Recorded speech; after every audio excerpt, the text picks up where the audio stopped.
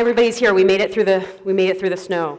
Yes, the students are here. The other people are here. What I'd like you to do is start by standing up, please. And I think of these talks much like sporting events. And what do we do at the beginning of sporting events? Warm up. We cheer, we sing an anthem, we warm up. Shout out, what's a song that we know, that we would all know? Happy birthday. Happy birthday. Happy birthday. I heard happy birthday. We're going to sing happy birthday. Here's our flag.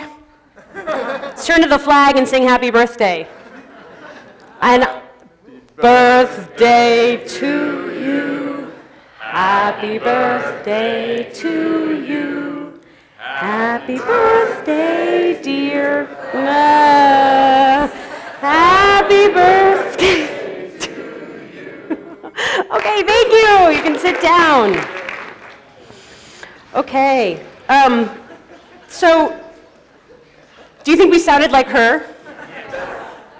Who saw Alicia Keys yesterday at the Super Bowl? Show of hands. Did she do well? Okay. I didn't actually see her. I watched the first half. I had to put my kids to bed in the second half. But I love that she's at a piano wearing an evening gown and there's football players in the back. I think the juxtaposition is lovely. Why did I have us sing a song? Why did I have us sing a song that came from another event, right? This is where we sing songs when we're at sporting events, right? We don't sing them typically when we're starting off a lecture. Did anybody prepare before they came here thinking, she's going to have us sing, I better warm up my vocal cords?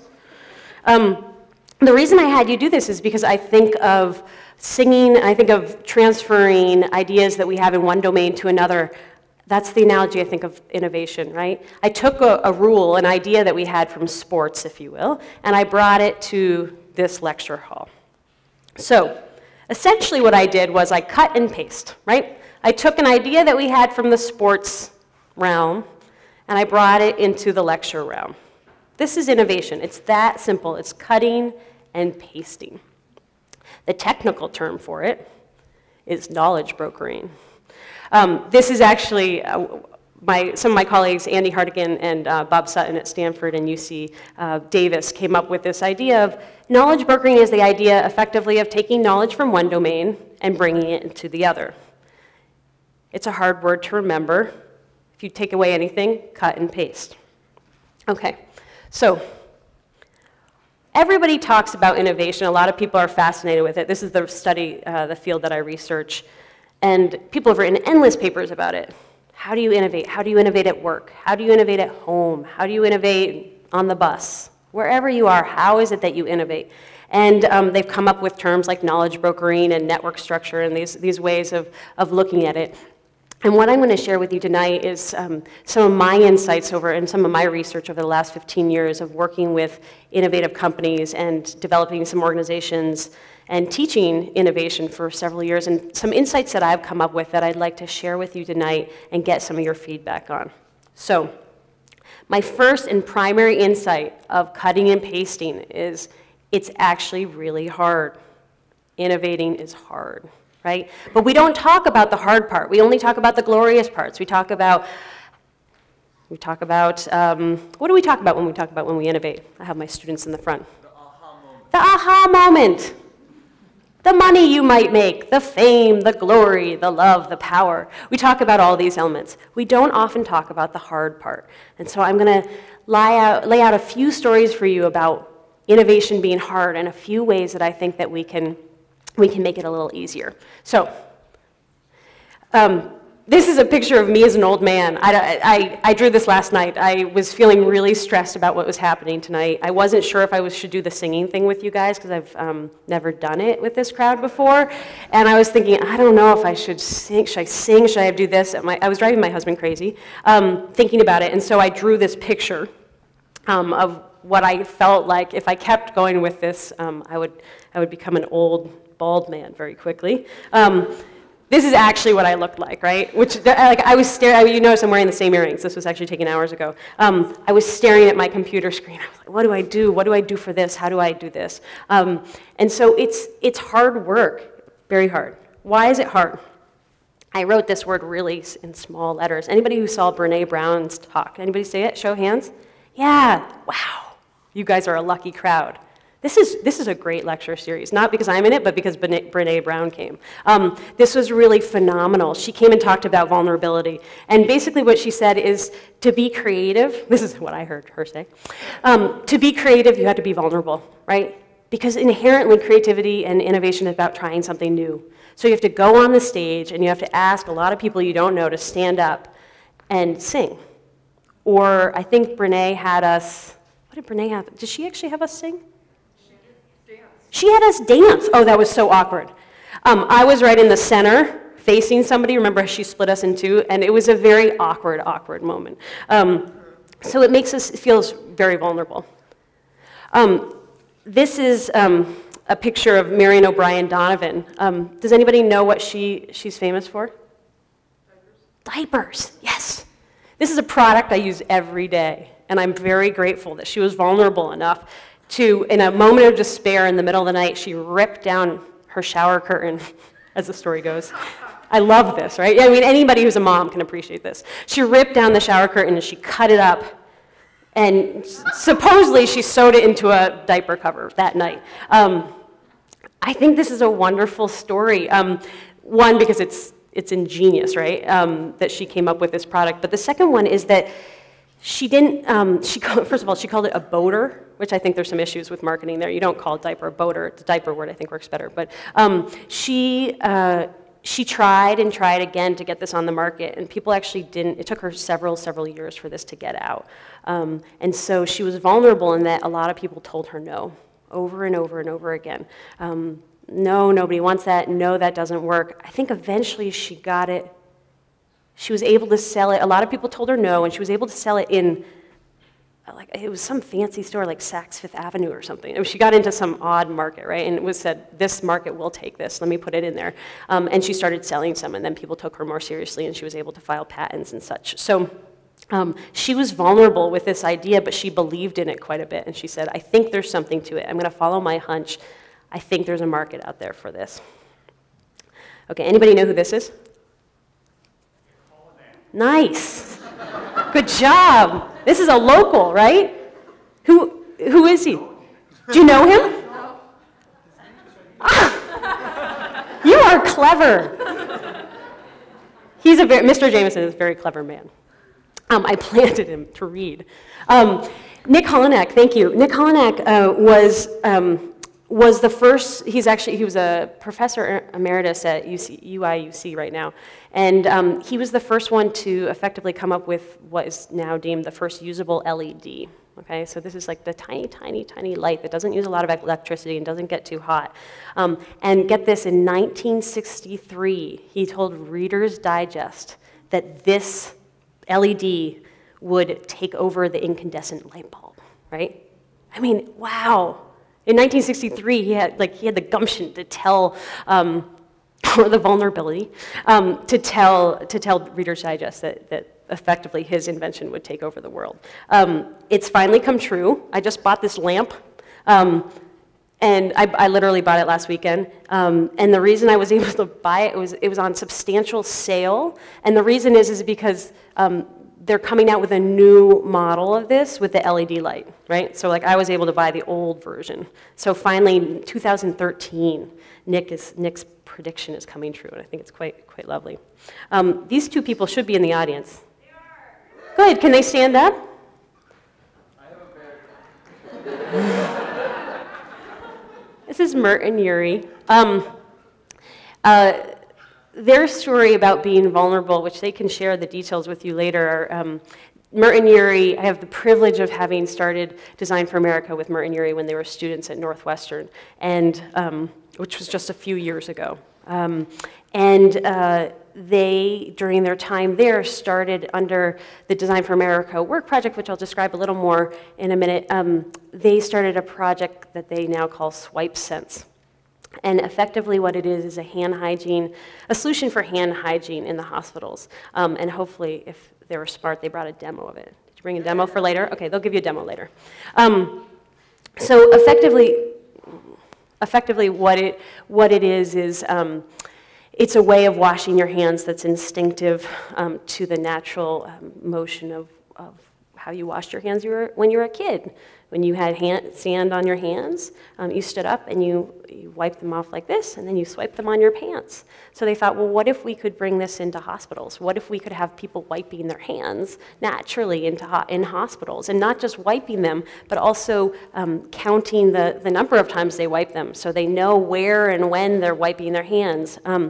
It turns out that hand sanitation is a huge issue for preventing hospital-acquired infections, and they set out, along with their teammates, to say, let's solve this problem, and let's give doctors an intuitive way of solving this problem, not one that requires them to turn their backs to the doctors, or to the patients, rather, when they wash their hands, or one that involves them squirting up here. Like, what is this motion? Like, this is a weird thing to do. They said, how can we make this more intuitive? So they came up with this solution. And the vulnerability story is kind of, I think, one of their greatest moments, which was about a year ago. They came in, and this is them with all their prototypes. They came in and they said, oh my gosh, this thing is not working. It's just not working. It was actually, I think it was almost 2 years ago now. They now have raised $1.5 million and have several products out tested right now. So they've gotten over this hurdle. But it was a moment when they said, oh my gosh, what do we do? This is not working. It's leaking, it's doing this, it's doing that. And they were vulnerable enough to say, we need some help. And so they sought out help from different people in the Northwestern community and beyond to try and help them work through this issue. And I really give it to them for just saying, we don't have it perfect. We're not perfect yet. We're going to get there. This is Myra. Okay, wait. Mr. Jameson, who is this? I can't read her last name. Bradwell. Anybody know who she is? This is the first woman made into that was adopted and accepted into the bar, the law bar, the Illinois law bar. And listen, this is really great. I'm going to read this because it's a fabulous quote. In 1873. She was told that the paramount destiny and mission of women is to fulfill the noble and benign offices of wife and mother, and that's why she would not be accepted into the bar. And then later, she was actually helped pass the Illinois legislature that said no person shall be precluded or debarred from any occupation, profession, or employment on the account, except the military, on the account of gender. So what's interesting is she was actually a lawyer. She trained with her husband, who was a lawyer. At first, she was a teacher, and he was a teacher, and then he became a lawyer, she became a lawyer. But she wasn't admitted to the bar, and she kept on going back, and she actually only was admitted for the last 4 years of her life. But she kept on practicing, which to me is about being vulnerable and not giving up and saying, I'm gonna keep doing this. I'm gonna try and make this happen. The other reason innovating is hard is it's against the status quo. I liken this to going down to Ogilvy and deciding to walk the opposite direction during rush hour, right? It's like you're walking and everybody's walking at you and they're giving you funny looks and you know you're doing the wrong thing.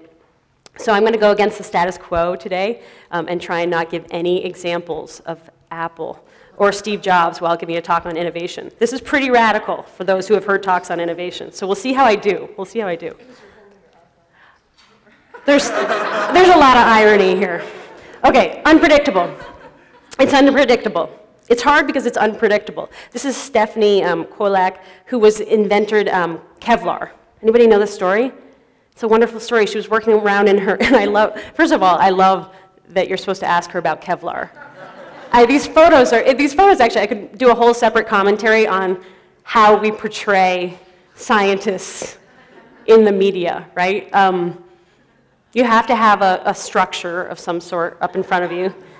And I mean, I kind of want her collar. I think she's pretty lovely. Anyway, she's really a brilliant lady. It was 1865, and she was actually she was working on another project, and she was trying to dissolve some polymers, and at one point she expected it to be this molasses consistency. It turned out to be more water-like, and she thought, maybe I can spin this into something and make this useful. And she actually spent several days trying to convince her colleagues that there was something valuable about this. she was going against the status quo. The appropriate thing probably in that day and age at DuPont, she was a DuPont scientist, would have just been to put the experiment away, right? Throw away the failure, and walk away and say, forget that, don't worry about it. But instead, she had a hunch that there was something to this. Now, this, again, is the material that's in Kevlar, which is in a lot of the bulletproof vests that we now use today. These are some of my students, and I actually made them pose for this photo. They're much more interesting than this. But I said, I was thinking about innovating is hard. I was like, this is hard. Well, of course, if it's hard, then it's no wonder more people don't do it, right? I mean, I think we talk a lot, especially as educators, and from industry perspective, education perspective, we're like, why won't people be more innovative? We really need them to be more innovative. There's this, you can't open the newspaper, you can't turn on the television without hearing the call. You can't listen to the Obama inauguration speech without hearing the call to be more innovative. We need to be more innovative. So I think part of the answer is that it's actually very hard. The easier route is to sit back, is to rest your head, is to be complacent. It's easier to do that. And sometimes it's really comfortable and it's nice to sit back and kick up your feet. This is just a very technical graph that I drew earlier about our expectations of where innovation should go. Yeah, I can get you the numbers on this later. Okay, so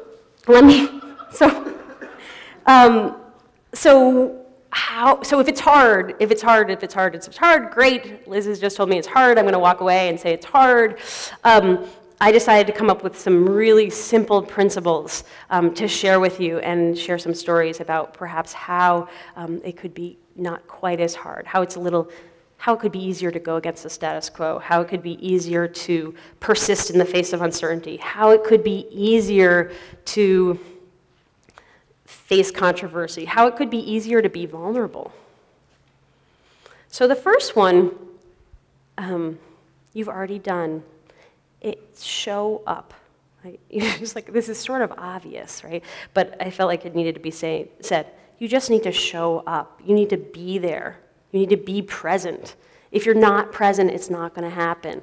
Now, there's this interesting thing about presence that I find myself doing all the time. I find that I'm there, but I'm not really there, right? Like, I've been the audience, like you guys sitting there checking my phone, checking my messages, doing email. And I'm multitasking, right? I'm in multiple places. What I've found about innovation is you really need to be present. You need to be listening to what's happening. And there may be moments when you're going crazy and you're totally bored to death. But you have to listen because something will come out of that. If you're focused, something will come out. So this is other students from Design for America, Hannah Chung and Aaron Horowitz, who are in Providence, working at their startup right now. Otherwise, I'm sure they'd be here. They showed up. They're working on a product right now called Jerry the Bear, which is effectively a bear to help diabetic kids take better care of themselves. So their insight here was, hey, diabetic kids are always being pricked and prodded and poked, right? It's a very reactive position. Let's give them some agency. Let's give them some ownership over their bodies. Let's let them take care of something. And so what they decided to do is create a bear that effectively it's Jerry the Bear, it has diabetes, and you take care of it, and you monitor it, and you give it shots, and you hug it, and you give it what it needs, while your mom or your dad or your caretaker are giving you what you need. So you develop empathy, more or less, for the bear as your parents are developing or working with you. So how did they show up? Hannah and other of the students in this room, within the first couple weeks of Design for America starting, which was in 2009, I got an email that said, hey, there's this competition, it's called Diabetes Mind. You can design solutions for diabetic kids. I think, or no, for diabetics, I think it was that broad. And I sent it to these students, and I said, hey, here's a design project, what do you think? And I got an email back very quickly that said, yes, let's do it. The deadline was only 2 weeks away, or maybe even less, maybe 1 week. And so they showed up, and they said, let's come up with something. And Hannah, I have a very heartwarming presentation of her making a video presentation of this idea that they had for Jerry the Bear. It was not polished. I think the camera was like, the camera angle was at the ground. It was backlit. I mean, there were so many things wrong with this video that they submitted as their final presentation. So many things wrong with it. You couldn't really see her face. You weren't really sure what the concept was. There were lots of challenges to it. They ended up submitting it to this national challenge and winning the most, winning a prize. They won the most creative prize. And this sounds like, and they, $2,000. $2,000? $5,000. $5,000. So this sounds like a small little action, but it kickstarted Design for America, right? It was this small little action that Hannah and her teammates took that really made it sound like maybe there is something to this. Maybe we really can. Maybe me as a mechanical engineer and as a physics major and as an industrial engineer, maybe we can actually, we have some insight here. Maybe we can actually design things for the community in which we live. This is the bear this is one of the early prototypes, and what I love about this is this child happens to go to school right around the street from Northwestern, and they got permission to take this picture. But what I love about it is they literally ran around the street to take this picture moments before they needed it for the presentation they were about to do. And that's what I really love about that photo. Okay, anybody know these guys? Ben and Jerry is great. Okay, I have a bias here. I'm from Vermont, so I love these people. And I grew up on this. I think this was my primary food source when I was a child. This is their original shop here in Burlington, Vermont. And as the story goes, these guys actually didn't show up. This is an antique case. These guys didn't show up. As the story goes, Ben and Jerry met in grade school, 8th grade. They were the two kids that were kind of the non-athletic kids on the side that didn't really get chosen for the teams in the 8th grade sports gym class, rather. And so they befriended each other. And as the time goes on, they effectively, it's a long story, but eventually they raise a bit of money, about $5,000, I believe, maybe even less, they have this vision. They're going to start an ice cream company. It's going to be great. They're going to go to Vermont. They're going to buy this machine, and they're going to make ice cream. And as they were driving up, they stopped at Lake George. Has anybody been to Lake George? It's really beautiful. Good. Okay, good. It's this beautiful lake right near Lake Champlain. And they stopped, and they saw this sign for a boat that was for sale. And they're like, ice cream machine, boat. They bought the boat. And this is Lake George. Yeah, and this is not hard, right? This is not hard. Starting an ice cream shop in Burlington, Vermont, harder. Innovating is hard. This is not hard. Putting chunks in ice cream, hard. This is not hard. Okay, so another thing to do. What should we do? Build and test to the 100th degree, right? Do it over and over and over and over again. What is this? What example do we have here? One of my research areas is crowdfunding, and so I'm fascinated by this company. This is Eric from Pebble. Does anybody know what Pebble is? What is it? It's a smart watch. Smart watch. It's a watch that connects to your phone, that plays music. It's basically your regular watch reattributed for the 21st century. Okay. Anybody have one of these? My child's pediatrician has one of these, which is, I think, actually his most powerful drug. It's really, like, he wows the kids with his watch and then, like, is shooting them in the back. That's not true. He doesn't really shoot them. He leaves that to the nurse. But anyway, okay, he's the greatest pediatrician. So this is Eric, and he started this company called Pebble Watch. What's great about it is they just raised $10 million on Kickstarter, which is a popular crowdfunding platform. $10 million. They were just at the Consumer Electronics Show in Las Vegas, and they have like 65,000 orders. I mean, these guys are just blowing through the roof in terms of popularity. What's kind of lovely about their story, though, is that they first built it, and they went to venture capitalists, and what did the venture capitalists say?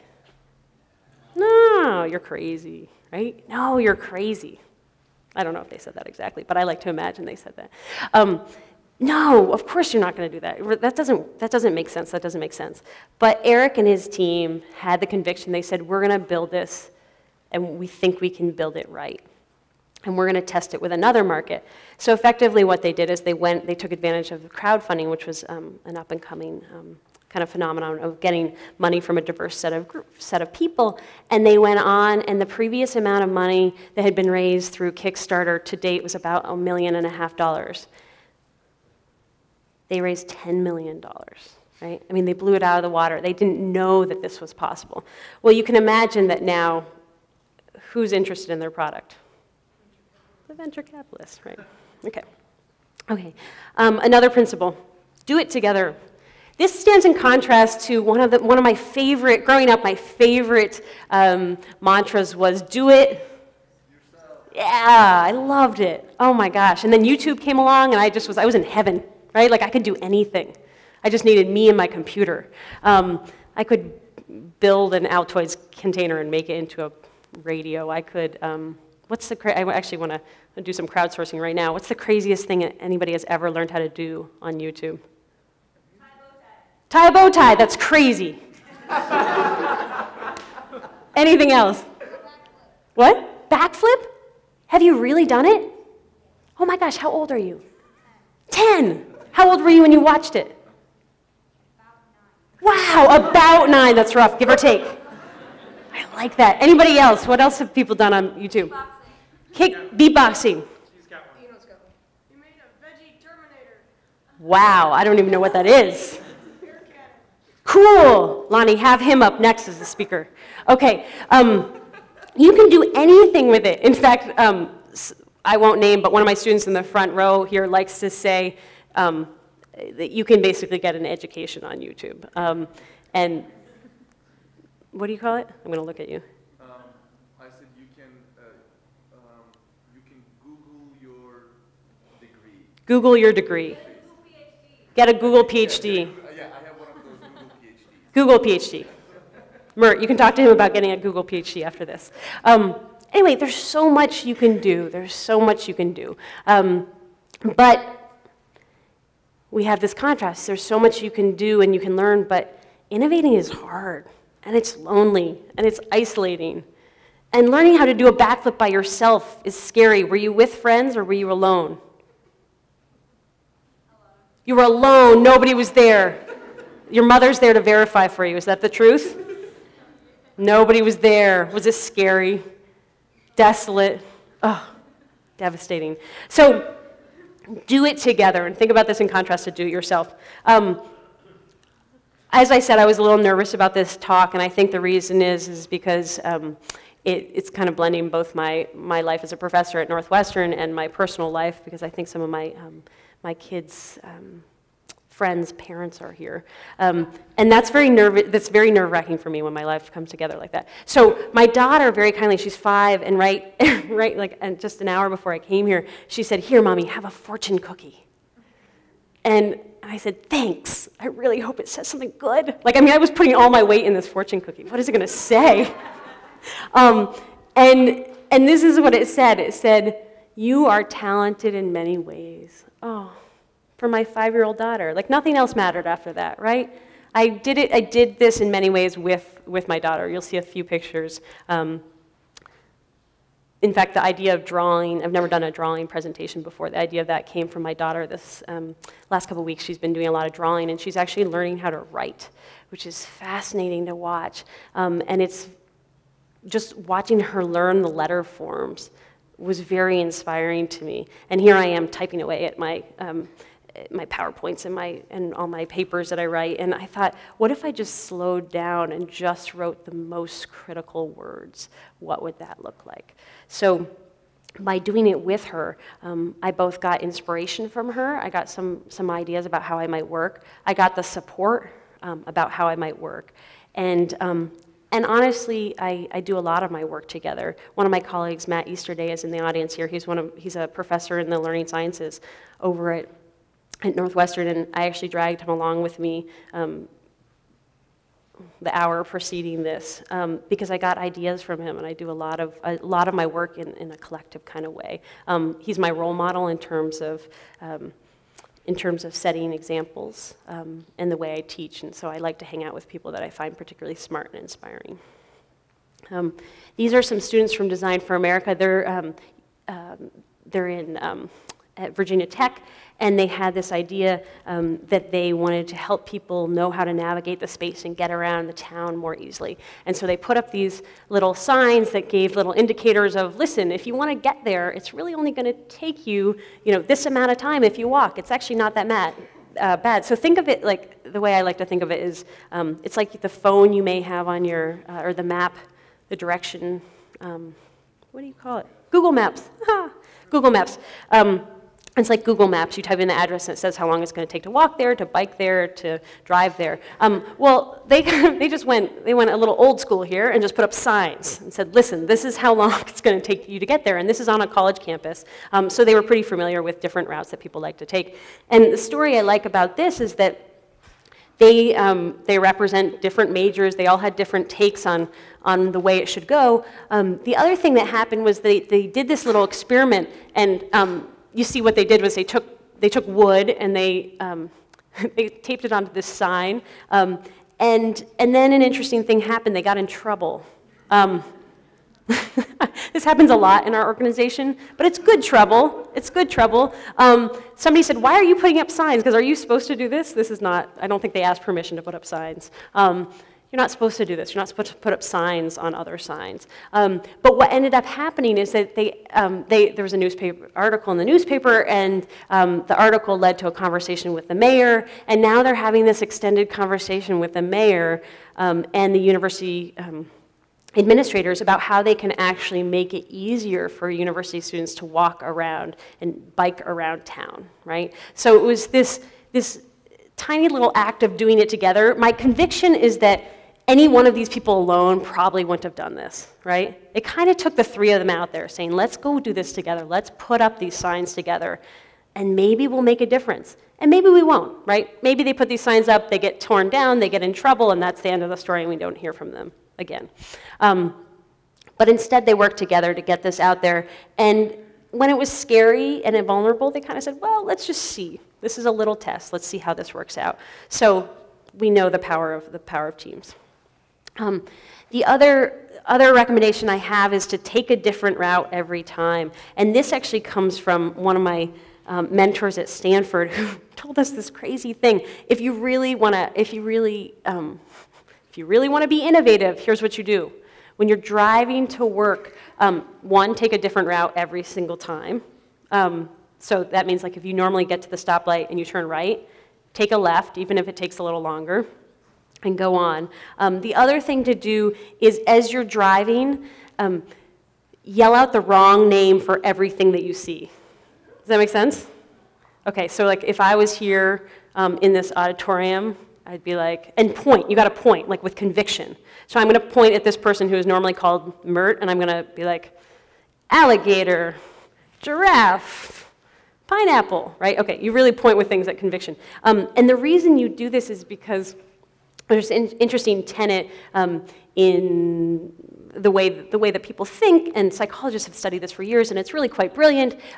We make all these shortcuts, right? We make all these shortcuts and we label all these things that we know because it helps us get by in the world. It helps us be more efficient. So for example, if every time I walked up to something that looked like this, I kind of had to like knock at it and like, yeah, okay, I think this is, I don't know, I think this is a podium, I'm not sure, right? And what's this do? Okay.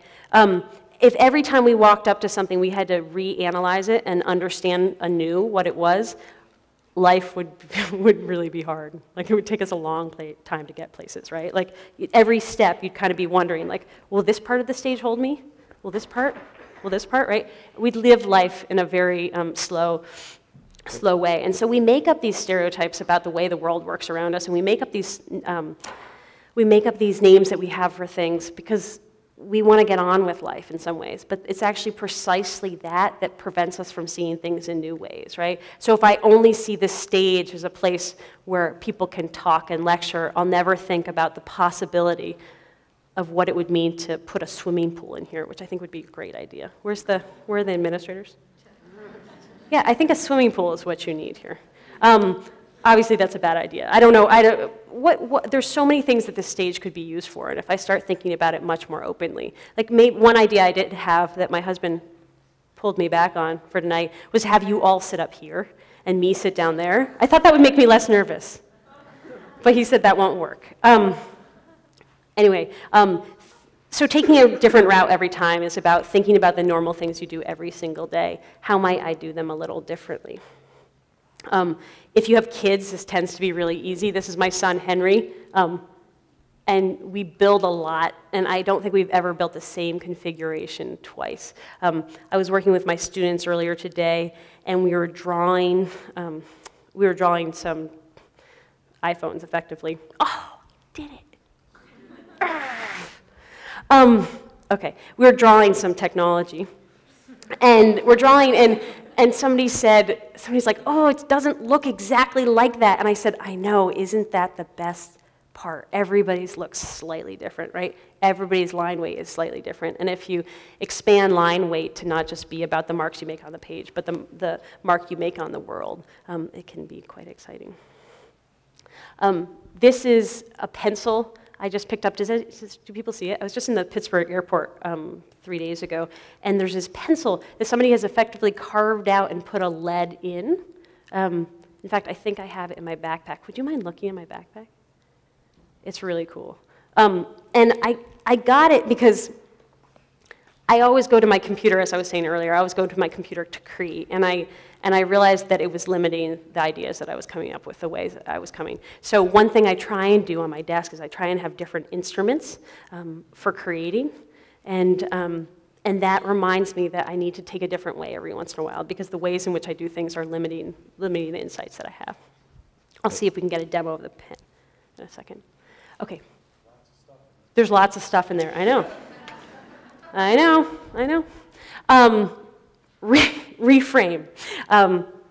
So what is reframing about? Reframing, I think, is one of the critical parts to tackling the innovation is hard part. Reframing is, instead of saying, oh my gosh, what am I going to do, saying, wow, what can I do with this? It's that simple, right? It's from going that point of terror of I'm overwhelmed, I'm uncertain, this is ambiguous, to I can tackle this. This is an opportunity to learn. The story I have from this is my daughter in the backyard this summer. We live in Evanston, and the big red ball, we were playing catch, and the big red ball got stuck up in a tree. And there was this moment of like, oh no, the game is over. And then my daughter said, wait. What if we figure out how to get the ball out of the tree? And honestly, the game was so much more fun after that. Like, we went from just playing ball to like playing what crazy thing can you do in the backyard and what can you throw into the air. And so we had like hula hoops going into the air, which also got stuck in the tree. We had, my son picked up, you know those cozy carts, the little plastic carts? They probably weigh like 15 pounds.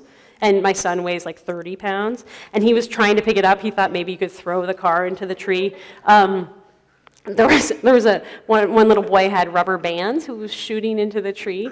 So there was just all this questioning about like, wow, what might work? What could work? Honestly, the game of catch was about 5 minutes. The game of how to get the red ball out of the tree was 45 minutes. And we had a ton of fun. And at the end, when the ball came down, everybody was actually a little disappointed, to be truthful. So then later, so now we go out in the backyard, and instead of playing toss, we play get the ball stuck in the tree so you can get it down, which actually is somewhat problematic because it's actually hard getting the ball stuck in the tree. So my husband and I have had to perfect our skill of getting balls stuck in trees as a result of this game. A Design for America project that reminds me of this is Thea. Is Thea in the room? Good. Okay. Thea is working on this project right now called Right Angle. She's a Design for America fellow, and she's working on this project that is so exciting to me because it's all about reframing. So Thea is an avid environmentalist. She shows up at my house wearing like bike helmet and everything bike. It's like when I show up in a car and I'm near Thea, I feel badly, right? You know that kind of feeling? Thea, that's the truth. Okay. So she's an avid environmentalist, and it turns out that a lot of water is wasted on not just the Northwestern campus, but on every campus. These industrial machines that we have in the cafeteria's dishwasher, somebody is saying to me, thank you. Sometimes you need different ways of describing things. The dishwashers take up a lot of water. And so Thea and her team went out and they observed people at the cafeteria. And one of the things they noticed was really interesting, which is that the trays in the cafeteria tend to be flat. And so what happens is that people take their plates and they put them on the trays, and they put the trays into these mechanical shells, conveyor belts, racks. And they go around the back, and then there's some nice patient person with the, I'm just going to let you guys give a talk. I'm just going to act it out. And they're doing what? Great, and they're spraying off the water. Okay, good. I'm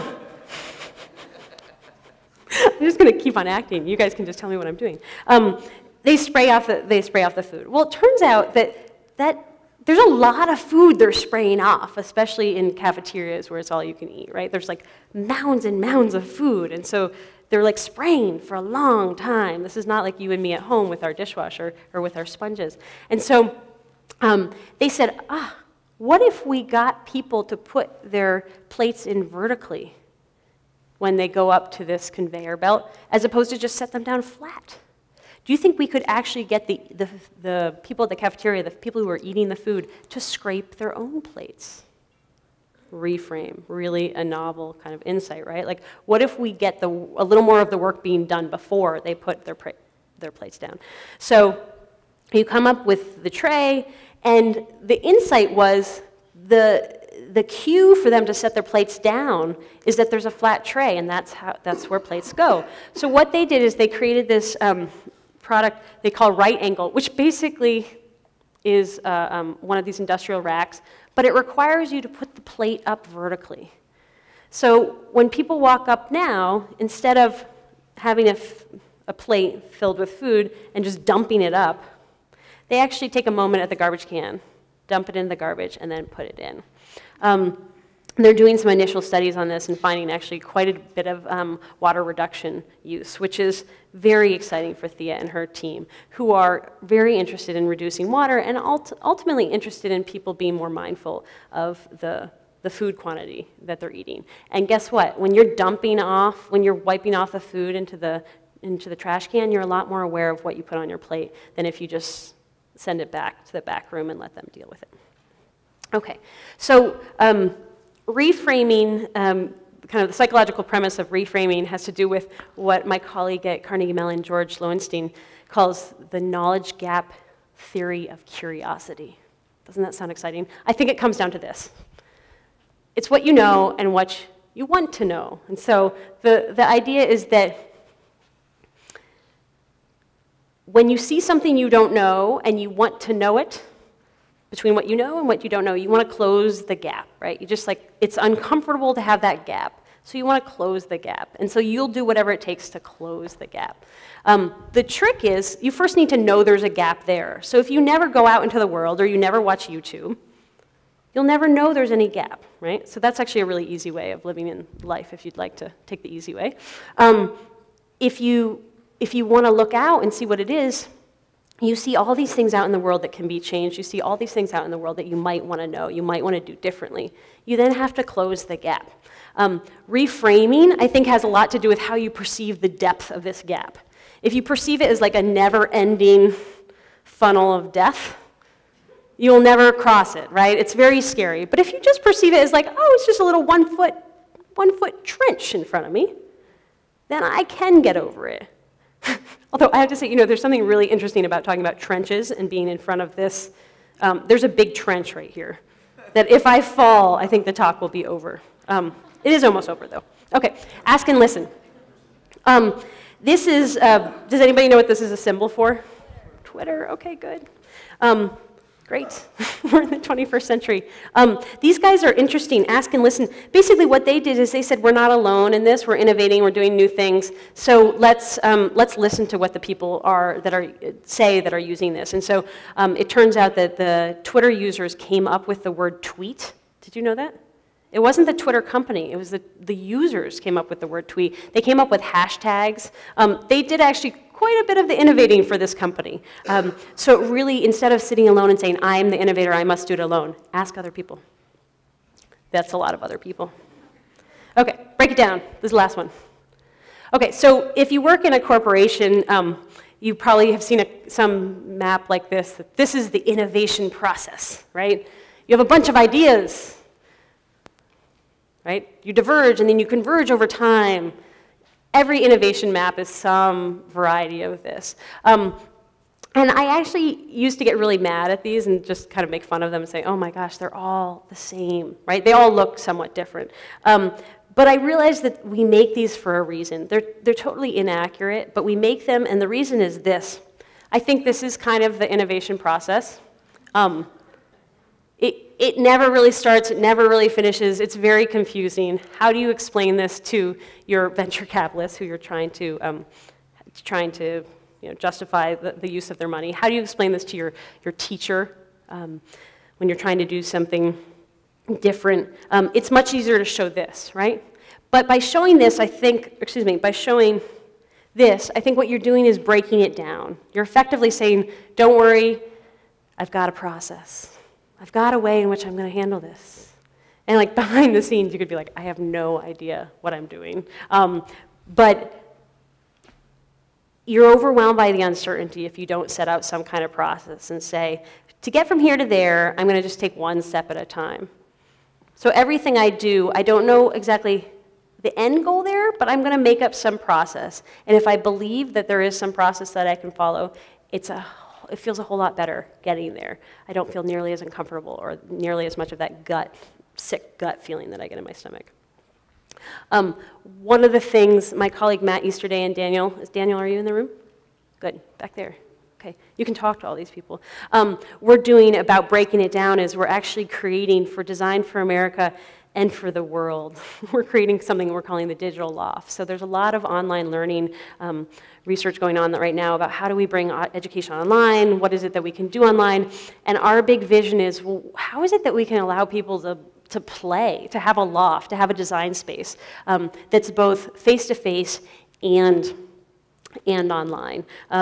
And allows people to connect throughout the country. So the vision with this digital loft is that we're going to actually have, we have 14 studios with Design for America, and we're going to have these studios talking with each other and getting feedback, not just from each other on their projects, but from alumni, from the studio mentors that mentor these students, from the faculty. This is a very simple wireframe. Daniel's probably looking at it right now. This is an old wireframe from a couple weeks ago.